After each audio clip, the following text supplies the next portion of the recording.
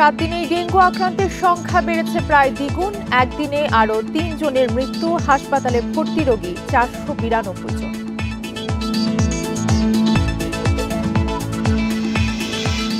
June শেষে সার্বিক মূল্যস্ফীতি কমে হয়েছে 8.48%।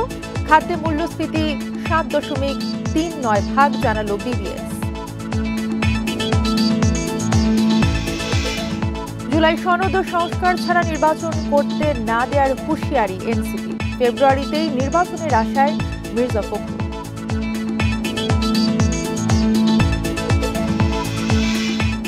উপজেলায় অধস্তন আদালত স্থাপনে একমত সব দল। বিরোধী নিপীড়ন রোধে সংশোধন হবে জরুরি অবস্থা জারির বিধান।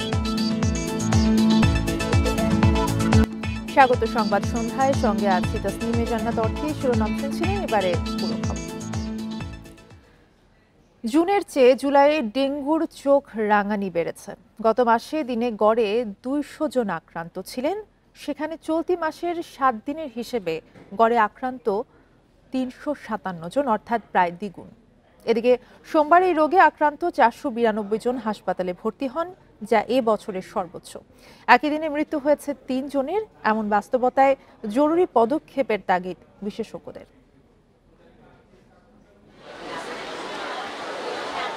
সাধারণত জুলাই থেকে শুরু হয় ডেঙ্গুর মৌসুম। এ ধারাবাহিকতা রাখতেই যেন মাসের শুরু থেকেই পরিস্থিতি ভয়াবহ। 7 দিনে আক্রান্ত 2500, মারা গেছেন 6 জন।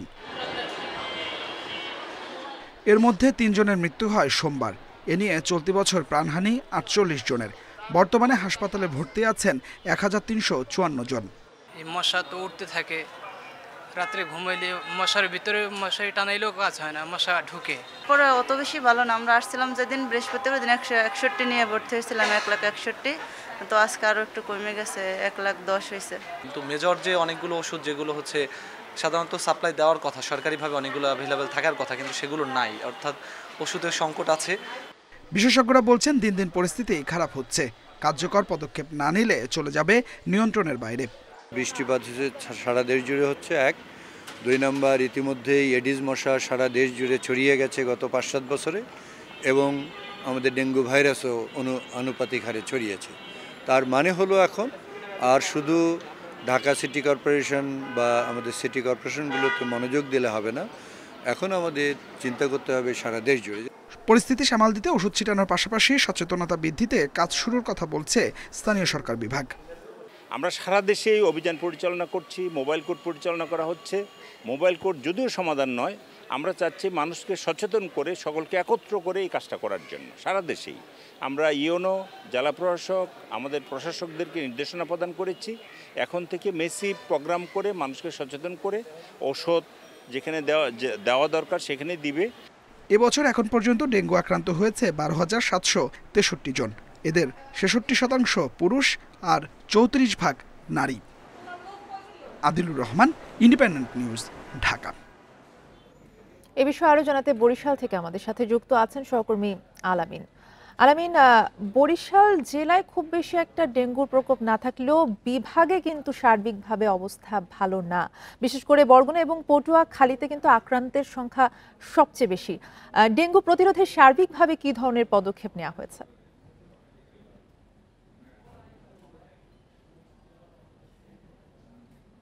সবচেয়ে বেশি যেটি আপনি বলছেন, আসলে বরিশালে আমরা এই পর্যন্ত দেখেছি চলতি বছরে 5,717 জন ডেঙ্গু আক্রান্ত হয়েছে। তার মধ্যে কিন্তু প্রায় 3,000-এর বেশি রোগী কিন্তু হচ্ছে বরগুনা জেলায়।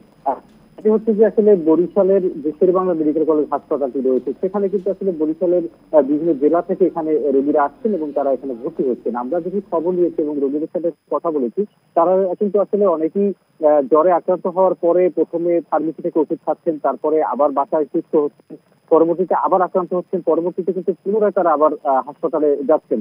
সেক্ষেত্রে দেখা যায় যে রোগটি ডেঙ্গুর যে আক্রমণ, সেইটি কিন্তু আসলে তারা ধীরে ধীরে আসলে ক্ষতির দিকে যাচ্ছে। সেই ক্ষতিটা কিন্তু আসলে এক পর্যায়ে জ্বরে যখন তারা বেশি আক্রান্ত হন, তখনই কিন্তু তারা বরিশালের শেরেবাংলা মেডিকেল কলেজ হাসপাতালে তারা ভর্তি হন। সেক্ষেত্রে আমরা চিকিৎসকদের সাথে কথা বলেছিলাম, তারা যেটি বলছেন যে যে চিত্রটি দেখা যাচ্ছে বরিশালের চেয়ে এই বছর কিন্তু বরগুনা জেলা এবং বরগুনার আশেপাশে পাথরঘাটা কিন্তু আজকে একজন মারা গেছে। গত 24 ঘন্টায় যে 2 জন মারা গেছে তার মধ্যে কিন্তু বরগুনা জেলা একজন রয়েছে, সেটি হচ্ছে বরগুনার পাথরঘাটা উপজেলা, এবং আরেকজন রয়েছে বরিশালের বাবুগঞ্জ উপজেলায়। যিনি মারা গেছেন তার বয়স কিন্তু প্রায় 35 বছর, যিনি বরগুনায় মারা গেছেন, এবং বরিশালে যিনি মারা গেছেন তার বয়স 18 বছর। আমরা যখন শেরেবাংলা মেডিকেল কলেজ হাসপাতালে রোগীদের সাথে কথা বলেছিলাম, তারা যেটি বলছেন তারা কিন্তু শুধু বরিশাল বা বরগুনায় যে আছেন সেভাবে না, কিন্তু তারা কিন্তু বিভিন্ন সময় বিভিন্ন জায়গায় কর্মরত ছিলেন। সেই কর্মরত থাকা অবস্থায় যখন তারা অসুস্থতা বোধ করেন তখনই কিন্তু তারা চলে আসেন এই তাদের স্বজনদের কাছে এবং এই স্থানীয় হাসপাতালে তারা ভর্তি হন। সেক্ষেত্রে আমরা বরিশাল সিটি কর্পোরেশনের স্বাস্থ্য কর্মকর্তার সাথে কথা বলেছিলাম। তিনি যেটি বলছেন যে গত বছর বরিশাল সিটি কর্পোরেশনের যে চিত্র ছিল তার চেয়ে কিন্তু এবারের চিত্র ভিন্ন, অর্থাৎ বরিশাল সিটি কর্পোরেশনের 30টি ওয়ার্ডে কিন্তু ডেঙ্গু আক্রান্ত রোগীর সংখ্যা কম। সেক্ষেত্রে বরিশাল সিটি কর্পোরেশনের প্রশাসক থেকে শুরু করে যারা কর্মকর্তা রয়েছেন এবছর তারা শুরু থেকেই কিন্তু ডেঙ্গু প্রতিরোধের জন্য যে করণীয় যে কার্যক্রমগুলো রয়েছে, যেমন আমরা দেখেছি খাল পরিষ্কার করা, ড্রেন পরিষ্কার করা এবং রাস্তার পাশে যে ময়লার স্তূপগুলো থাকে সেগুলোকে সময় মতো পরিষ্কার করার কার্যক্রমগুলো কিন্তু তারা হাতে নিয়েছেন, যার ফলে কিন্তু এবছর বরিশালে ডেঙ্গু আক্রান্তের সংখ্যা খুবই কম এবং মৃত্যু হারও কিন্তু কম। সেক্ষেত্রে যেটি বলা হচ্ছে যে বরগুনার যে চিত্রটির কথা বলা হচ্ছে, যারা এই হাসপাতালে আসছেন এবং বরগুনার না অন্যান্য জেলা থেকে যারা আসছেন তারা বলছেন তাদের সেখানে কিন্তু স্থানীয়ভাবে যে মশার ওষুধ ছেটানো এবং যে কার্যক্রমগুলো নেয়ার কথা এবং সচেতনতা বৃদ্ধির যে বিষয়টি সেগুলো কিন্তু একেবারেই কম। আমরা স্বাস্থ্য বিভাগের সাথে কথা বলেছিলাম, স্বাস্থ্য বিভাগ আমাদেরকে যেটি জানিয়েছে তারা প্রতিনিয়তই কিন্তু এই বিষয়টি নিয়ে কাজ করছেন, ওষুধ সরবরাহ করছেন এবং মানুষের যে চিকিৎসা সেবা সেটি নিশ্চিত করার জন্য তারা কাজ করে যাচ্ছেন। তারপরে কিন্তু এই ডেঙ্গুর প্রকোপ ঠেকানো যাচ্ছে না। বিশেষ করে বরিশাল বিভাগের যে বিভিন্ন জেলা উপজেলাগুলো রয়েছে সেখানে কিন্তু আসলে মশার উপদ্রব যেমন বেড়েছে তেমনই কিন্তু অপরিষ্কার পরিচ্ছন্নতাও কিন্তু বেড়েছে। জি আলামিন জানাচ্ছিলেন বরিশাল থেকে। গত জুনে দেশের সার্বিক মূল্যস্ফীতি কিছুটা কমে 8.48% হয়েছে। সোমবার বাংলাদেশ পরিসংখ্যান ব্যুরো বিবিএস এর হালনাগাদ পরিসংখ্যানে এই তথ্য উঠে এসেছে। বিবিএস বলছে গত জুনে খাদ্য মূল্যস্ফীতি হয়েছে 7.39% আর খাদ্য বহির্ভূত মূল্যস্ফীতি হয় 9.37%। বিবিএস এর তথ্য মতে গত মে মাসে মূল্যস্ফীতির হার ছিল 9.05%। দীর্ঘদিন পর গত জুনে মূল্যস্ফীতির হার 9%-এর নিচে নামলো।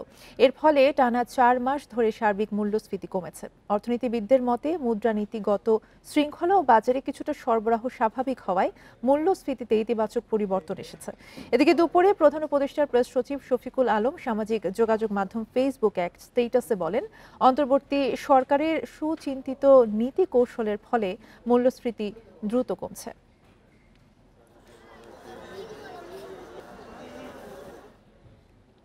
জুলাই সনদ নিয়ে কোনো টালবাহানা মেনে নেওয়া হবে না বলে মন্তব্য করেছেন এনসিপির আহ্বায়ক নাহিদ ইসলাম। দুপুরে নাটোরে জুলাই স্মরণে পদযাত্রা কর্মসূচিতে এ কথা বলেন তিনি। জেলার মাদ্রাসা মোড় স্বাধীনতা চত্বরে নাহিদ বলেন, তরুণরা যেভাবে ফ্যাসিবাদের পতন ঘটিয়েছে একইভাবে বাংলাদেশ বিনির্মাণ করবে। বলেন, মৌলিক সংস্কার করার পাশাপাশি জুলাই ঘোষণাপত্র দিতে হবে। দেশ গঠনে তরুণদের পাশে থাকার আহ্বান জানান নাহিদ। এর আগে নাটোরের ঢালান তকিয়া বাজার থেকে পদযাত্রা শুরু করে দলটি। বিভিন্ন স্থানে পথসভা শেষে মাদ্রাসা মোড় স্বাধীনতা চত্বরে সমাবেশ হয়। নাটোরের পর সিরাজগঞ্জে যায় পদযাত্রাটি। সিরাজগঞ্জের পর পাবনায় যাবে এনসিপি।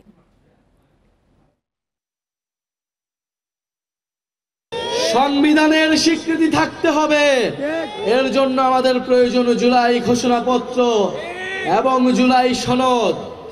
আমরা কোনো ধরনের টালবাহানা, কোনো ধরনের ষড়যন্ত্র মেনে নেব না।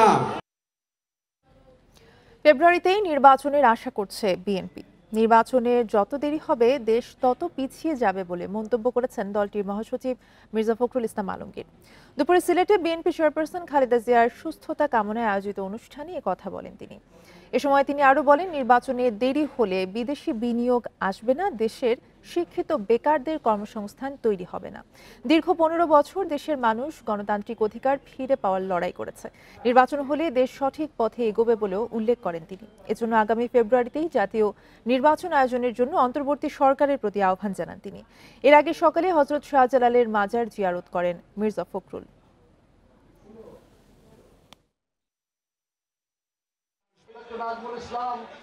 যত নির্বাচনের দেরি হবে তত বাংলাদেশ পিছিয়ে যাবে, বিনিয়োগ আসবে না, ইনভেস্টমেন্ট হবে না, আমার ছেলেদের জব অপরচুনিটি তৈরি হবে না। সেই জন্য দরকার একটা নির্বাচিত সরকার, যে সরকারের পেছনে মানুষ আছে, যে সরকারের পেছনে জনসমর্থন আছে। উপজেলা পর্যায়ে অধস্তন আদালত স্থাপনে একমত হয়েছে সব রাজনৈতিক দল। সকালে ঐক্যমত্য কমিশনের দ্বিতীয় পর্যায়ের 10ম দিনের সংলাপে এই সিদ্ধান্তে পৌঁছায় দলগুলো। একই সাথে জরুরি অবস্থা জারিতে যেন বিরোধীদের দমন পীড়ন না হয় সেই বিষয়েও ঐক্যমত্য হয়েছে। সংশোধন করা হবে সংবিধানের 141 ধারা। বিএনপি বলছে বিচার বিভাগের সাথে আলোচনা করে অধস্তন আদালত স্থাপনের নতুন সিদ্ধান্ত কার্যকর করতে হবে। জরুরি অবস্থা ঘোষণার ক্ষেত্রে সংবিধানের 141 ধারা সংশোধনের বিষয়েও একমত দলটি। আর কমিশনের সহ সভাপতি ডক্টর আলী রিয়াজ জানায়, সংলাপে এনসিসি গঠনের বিরোধিতা করেছে বেশিরভাগ দল। কমিশন কোনো কিছু চাপিয়ে দিচ্ছে না। অন্তর্বর্তী সরকার প্রস্তাবিত রাষ্ট্র সংস্কার উদ্যোগের বিষয়ে ঐক্যমত্যে পৌঁছাতে সংলাপ চলছে। বিএনপি সহ 30টি রাজনৈতিক দল এই সংলাপে অংশ নিচ্ছে। সব বিষয়ে একমত হব না। তার সবচেয়ে বড় উদাহরণ হচ্ছে যে প্রাথমিক পর্যায়ে যে 166টি, তার বাইরে যেগুলোর ব্যাপারে সুনির্দিষ্টভাবে অধিকাংশ দল বলেছেন যেগুলো রাখা যাবে না। আজকের পরে বাকি সময়টা আপনাদের সাংগঠনিক এবং অন্যান্য কাজ ব্যস্ততার জন্য এবং অনানুষ্ঠানিক যোগাযোগের জন্য সকলেরই কর্মসূচি থাকবে। তার মধ্যেও আমাদেরকে একটু সময় বের করে আমাদের এই আলোচনাটা অব্যাহত রাখতে হবে। এবারে জুলাই অভ্যুত্থান নিয়ে প্রতিবেদন।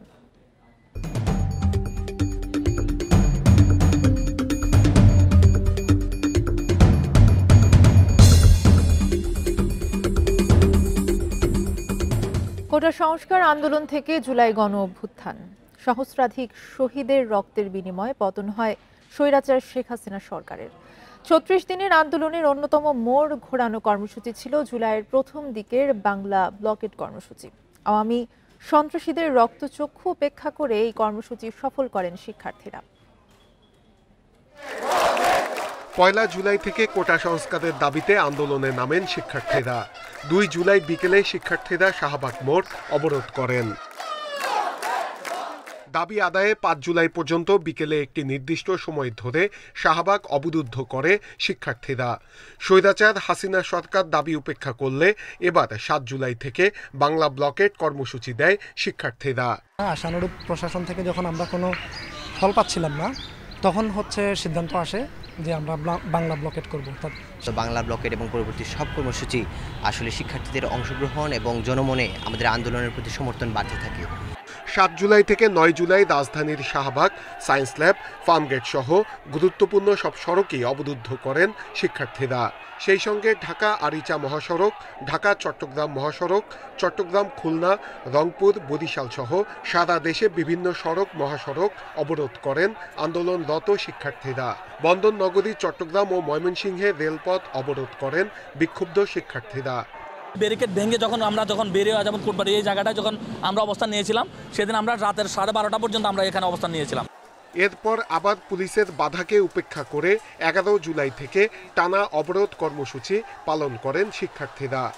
গার্ডিয়ান যাদের কাছে পর্যন্ত আমরা ততক্ষণ পর্যন্ত পৌঁছাতে পারিনি, সিনিয়র সিটিজেন, তারা যাতে এই জায়গার জিনিসটা এনগেজ ফিল করে। এবং আমরা দেখতে পাচ্ছিলাম যে যখনই আমরা কোনো একটা পয়েন্ট ব্লক করছি, কিন্তু মানুষ আসলে আমাদের সাপোর্ট দিচ্ছিল, বলছিল যে 2 দিন কষ্ট করবো, 1 সপ্তাহ কষ্ট করবো, কিন্তু হলো গিয়ে আমার ছেলে, আমার মেয়ে, আমার নাতিপুতিরা যাতে হলো গিয়ে এই যে পরবর্তী যে তাদের উপর যে বৈষম্য সেই জিনিসটা না হয়।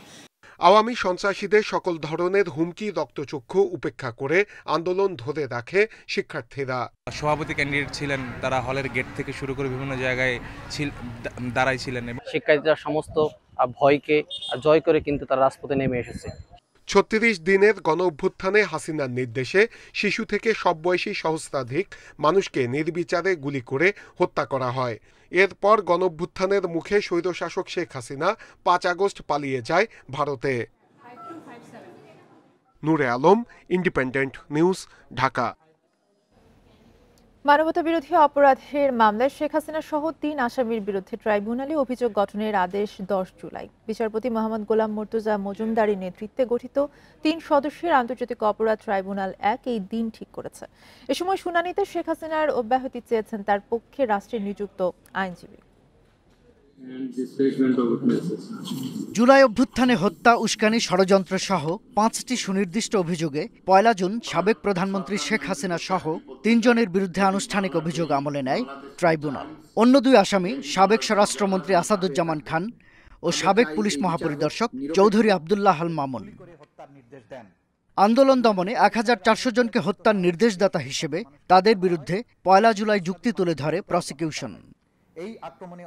সোমবার শেখ হাসিনা ও আসাদুজ্জামান খানের অব্যাহতি চেয়ে আবেদন করেন রাষ্ট্রনিযুক্ত আইনজীবী মোহাম্মদ আমির হোসেন। বলেন, রাজাকার ইস্যুতে বক্তব্যের অপব্যাখ্যা দেয়া হয়েছে। এ সময় এ মামলায় গ্রেপ্তার একমাত্র আসামি সাবেক আইজিপিকে হাজির করা হয়, তবে শুনানিতে অংশ নেননি তার আইনজীবী। শুনানি শেষে সাংবাদিকদের সামনে নিজেদের অবস্থান তুলে ধরে প্রসিকিউশন ও আসামি পক্ষ। ওনারা বলেছিলেন যে এই মামলায় ওনার বিরুদ্ধে আনিত অভিযোগ অসত্য, মানে মিথ্যা। এক্ষেত্রে বিজ্ঞ চিফ প্রসিকিউটর ট্রাইব্যুনালকে জানিয়েছেন যে এটি সত্য কি মিথ্যা এটি নিরূপণের সময় চার্জ হিয়ারিং নয়। চার্জ হিয়ারিং হলো কোনো আইনগত সুস্পষ্ট ত্রুটি আছে কিনা। সত্য মিথ্যা নির্ধারণ হয় ট্রায়ালে। চার্জ ফ্রেম হলেই কেবল বিচার হবে কি হবে না সেটা নির্ধারণ করা হবে। আমি ডিসচার্জে তাদেরকে অব্যাহতির প্রার্থনা করেছি। অব্যাহতির প্রার্থনার মূল যে বিষয়গুলি ছিল সেগুলো এই যে তার বিরুদ্ধে যে সমস্ত কথাবার্তা এসছে সেগুলো কল্পিত, উদ্দেশ্যপ্রণোদিত, রাজনৈতিক উদ্দেশ্যপ্রণোদিত এবং যেগুলো কোনো সত্যিকারের ভিত্তি নাই। প্রসিকিউশন বলছে, অভিযোগ গঠন হলে জুলাইয়ের শেষে কিংবা আগস্টের প্রথম দিকে শুরু হতে পারে আসামিদের বিরুদ্ধে সাক্ষ্য গ্রহণ। শাহাদাত স্বপন, ইন্ডিপেন্ডেন্ট নিউজ, ঢাকা। 2015 সালে কুমিল্লার 14 গ্রামে পেট্রোল বোমা হামলায় হত্যাসহ 3টি মামলা থেকে বিএনপি চেয়ারপারসন বেগম খালেদা জিয়াকে অব্যাহতি দিয়েছে আদালত।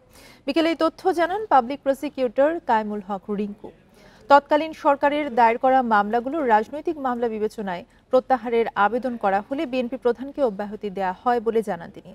বলেন, 2015 সালের 3 ফেব্রুয়ারি 14 গ্রামের জগমোহনপুরে একটি বাসে পেট্রোল বোমা হামলায় 8 যাত্রী নিহত হন। ওই ঘটনায় হত্যা ও বিস্ফোরক আইনে 2টি মামলা দায়ের করে পুলিশ। এতে বিএনপি চেয়ারপারসন বেগম খালেদা জিয়া সহ 78 জনকে অভিযুক্ত করা হয়। সম্প্রতি 2 মামলার শুনানিতে তার সম্পৃক্ততা প্রমাণিত না হওয়ায় অব্যাহতি দেয় আদালত। এছাড়া একই বছরের 25 জানুয়ারি নাশকতার মামলা থেকে অব্যাহতি দেওয়া হয় বেগম খালেদা জিয়াকে। পরিবর্তিত পরিস্থিতিতে আমরা সমস্ত কাগজপত্র এবং গুলশান অফিসে ওনার বন্দি অবস্থার সমস্ত চিত্র এগুলি কোর্টে তুলে ধরার পরে কোর্ট সন্তুষ্ট হয়ে ওনাকে এই মামলার দায়ের থেকে অব্যাহতি দেয়। দেশের পরিবেশ স্থিতিশীল করতে নির্বাচনের সুনির্দিষ্ট সময়সীমা ঘোষণা করার জন্য নির্বাচন কমিশনের কাছে দাবি জানিয়েছেন জাতীয়তাবাদী গণতান্ত্রিক আন্দোলনের চেয়ারম্যান ববি হাজ্জাজ। বিকেলে নির্বাচন কমিশন ভবনে প্রধান নির্বাচন কমিশনারের সাথে সাক্ষাৎ শেষে এই দাবি জানান তিনি। ববি হাজ্জাজ বলেন, ফেব্রুয়ারির প্রথমার্ধে নির্বাচনের সময়ে ধরে নিয়ে ইসিকে দলগুলোর সাথে সংলাপ করতে হবে। সিইসির সাথে বৈঠকে বিভিন্ন বিষয়ে আলোচনা হয়েছে বলে জানান তিনি, যার মধ্যে রয়েছে আওয়ামী লীগ সহ নিষিদ্ধ রাজনৈতিক দলের নেতারা যেন স্বতন্ত্র হিসেবে নির্বাচন না করতে পারে তা নিশ্চিত করা। লিখিত আবেদনে 60 দিনের মধ্যে সীমানা পুনর্বিন্যাস করে গেজেট প্রকাশের দাবি জানানো হয়। নির্বাচনী আচরণ বিধিতে পোস্টার না থাকায় বিধান থাকায় বিকল্প হিসেবে সরকারি খরচে বিলবোর্ড স্থাপন করার দাবি জানিয়েছে এনডিএম। এখন যে অস্থিতিশীলতার একটা অবস্থা তৈরি হচ্ছে, কয়েকটা দল কয়েকটা অযৌক্তিক ডিম্যান্ড নিয়ে যে রাজপথে নামতে চেষ্টা করছেন, সেই জায়গাগুলোতে আরও আমরা হয়তো পরিষ্কার একটা ইমেজ পেতে পারি, ক্ল্যারিটি পেতে পারি এবং আরও স্টেবিলিটি আসতে পারে যদি সরকারের পক্ষ থেকে এই ইনস্ট্রাকশনসটাও পরিষ্কার হয়। কোন সময়টায় নির্বাচন দেখতে চান অন্তর্বর্তীকালীন সরকার, সেটা যদি নির্বাচন কমিশনকে আরেকটু পরিষ্কার করে জানান। টেলিকম নীতিমালা পরিবর্তন হচ্ছে, ফলে যারা এতদিন অনিয়ম দুর্নীতি করেছে তাদের স্বার্থে আঘাত লেগেছে বলে মন্তব্য করেছেন প্রধান উপদেষ্টার ডাক, টেলিযোগাযোগ ও তথ্য প্রযুক্তি উপদেষ্টা ফয়েজ আহমেদ তৈয়ব। রাজধানী ফরেন সার্ভিস একাডেমিতে সংবাদ সম্মেলনে এই মন্তব্য করেন তিনি। এ সময় টেলিযোগাযোগ লাইসেন্স ঘিরে স্বার্থান্বেষী মাফিয়াদের রোষানলে পড়ার অভিযোগ করেন তিনি। লিখিত বক্তব্যে তৈয়ব বলেন, নতুন প্রজন্মের টেলিকম লাইসেন্স পলিসি নিয়ে কাজ করছে সরকার, যা আন্তর্জাতিক টেলিযোগাযোগ ইউনিয়ন এবং জিএসএমএ সহ সবগুলো আন্তর্জাতিক সংস্থার প্রধান নির্দেশনা।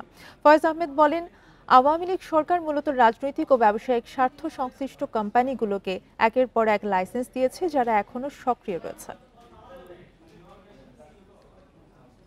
রাখতে পারবেন এবং আমরা সর্বক্ষেত্রে কমপ্লায়েন্স আনার চেষ্টা করছি এবং যেহেতু আমরা এই কাজগুলো করছি সেজন্য যারা এতদিন দুর্নীতি করেছে তাদের স্বার্থে আঘাত হানছে। যেই কোম্পানিগুলো স্বৈরাচারের রাজনৈতিক প্রভাব ব্যবহার করে লাইসেন্স নিয়েছে, যারা সরকারি কোম্পানিগুলোর কাছে শত শত কোটি টাকা, যারা ব্যাংকগুলোর কাছে ঋণ খেলাপি, তারা আমাদের বিরুদ্ধে অর্থ ব্যয় করে অপপ্রচারে লিপ্ত বলে আমি সন্দেহ করি। পবিত্র হজ পালন শেষে পর্যন্ত দেশে ফিরেছেন ৭৩,৪৯৩ জন। হজের ফিরতি ফ্লাইট শেষ হবে বৃহস্পতিবার। ধর্ম মন্ত্রণালয়ের হজ পোর্টালের সবশেষ বুলেটিনে এসব তথ্য জানানো হয়েছে। মন্ত্রণালয় জানিয়েছে এরই মধ্যে ৮৭% ফিরতি ফ্লাইট ঢাকা পৌঁছেছে। এ পর্যন্ত ১৯০টি ফ্লাইটে দেশে ফিরেছেন হাজিরা। বিমান বাংলাদেশ এয়ারলাইন্সে করে ৩২,৩৬২ জন, সৌদি এয়ারলাইন্সে ২৬,২২৮ জন এবং ফ্লাইনাসের ফ্লাইটে করে ফিরেছেন ৮,৭৭৬ জন হাজি। অন্যান্য এয়ারলাইন্সে দেশে ফিরেছেন ৫,৬৭২ জন। হজ পালনে এবার সৌদি আরব যান ৮৭,১৫৭ জন বাংলাদেশি। তাদের মধ্যে মারা যান ৪৪ জন। বর্তমানে ১৪ বাংলাদেশি সৌদি আরবের বিভিন্ন হাসপাতালে চিকিৎসাধীন রয়েছেন।